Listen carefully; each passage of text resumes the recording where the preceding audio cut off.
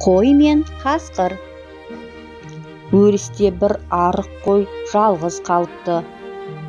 Қалың шелек арасынан шыққан қасқыр жалпақ даланы аралап келе жатып, әлгі қойға тап болады. Қуанып кетіп, жерік асым, қайдан жүрсің? Іздеп таба алмаушы едім. Бұйырған асым екенсің, аузыма өзің келіп тұрсың.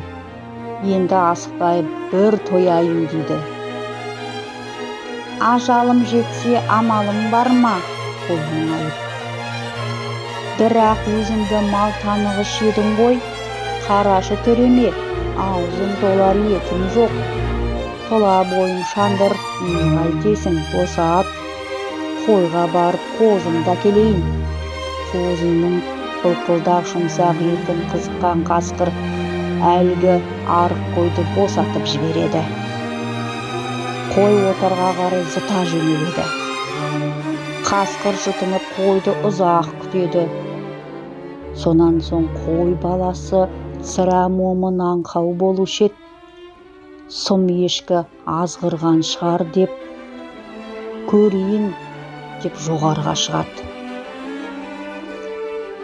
Жан жағына қараса, алдында ешкі жүр екен.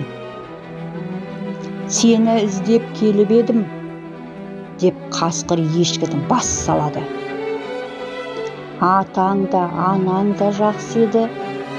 Ешкі жалбарынып, қой тұрғанда мені қайтесің, одан да мен билеп сенің көңіліңді көтерейін.